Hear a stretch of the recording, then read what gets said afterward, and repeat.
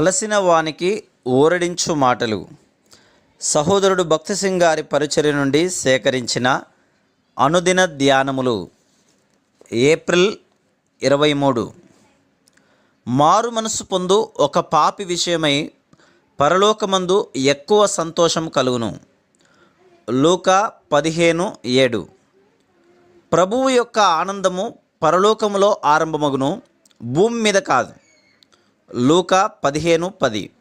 ఒక మానవుని హృదయములో పరిశుద్ధాత్మ దేవుని వాక్యము ద్వారా బలమైన ఒప్పుదలను, నిజమైన పశ్చాత్తాపమును కలిగించును. అతడు నిజముగా తన పాపములను ఒప్పుకొని తనకు బదులుగా యేసుక్రీస్తు ప్రభువు మరణించెనని విశ్వసించిన ఎడల పరలోకమందు దేవుని దూతలందరి ఎదుట గొప్ప సంతోషం కలుగును. ఒక పాపి పశ్చాత్తాపడిన వెంటనే దేవుడు పరలోకపు వాయిద్యములతో పాటలు పాడుటకు దూతలనందరినీ పిలుచును. పశ్చాత్తాపడిన పాపి హృదయంలో కూడా అదే పరలోకపు ఆనందము పోయబడును. కాబట్టి ఇది పరలోకము నుండి కలిగిన ఆనందం. ఒకవేళ అది బోధకుని నుండి వచ్చిన భూసంబంధమైన ఆనందమైన ఎడల అది వెంటనే వాడిపోవును. ఒక దినమున ఒక కూడికలో కొందరు చేతిని పైకెత్తి మేము తిరిగి జన్మించితిమని చెప్పవచ్చును. ఆ తర్వాతి దినము ఒక కష్టతరమైన విషయంలో వారు మనసు నొప్పించుకుందరు, కానీ పరలోకము నుండి ఒక వ్యక్తిలోనికి వచ్చిన సంతోషం ఎన్నటికీ వాడిపోదు.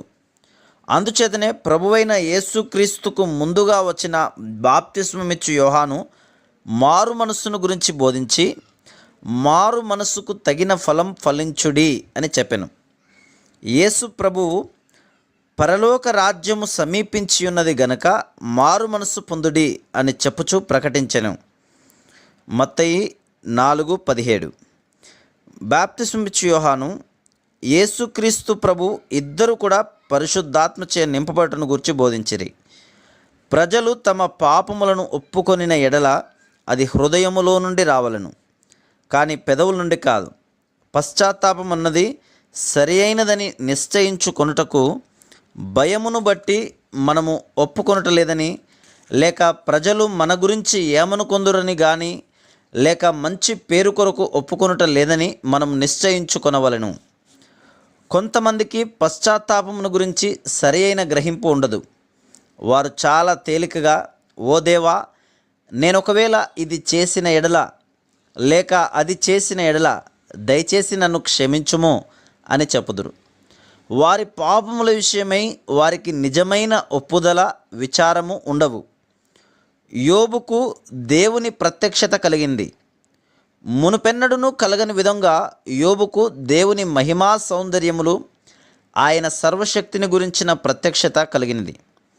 అది అతనిని దేవుని సన్నిధిలో తనను తాను అసహ్యించుకొని ద్వేషించుకున్నట్లు చేసింది. మనము లూకా 5:8లో సీమోను పేతురు యేసు మోకాళ్ళ ఎదుట సాగిలపడి, ప్రభువా, నన్ను విడిచిపొమ్ము, నేను పాపాత్ముడను అని చెప్పెను.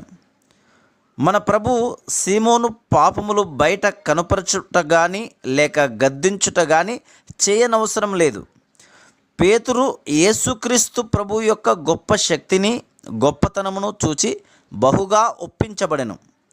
మరలా లూకా 19:8లో జక్కయ్య ఎంత నమ్మకముగా పశ్చాత్తాపడనో చూస్తున్నాం. అతడు డబ్బు విషయంలో అవినీతిపరుడు అని చూపించవలసిన అవసరత ప్రభువునకు లేదు. ప్రభువు యొక్క సన్నిధియే అతనిలో నిజమైన పశ్చాత్తాపమును, హృదయములో మార్పును తీసుకొని వచ్చింది.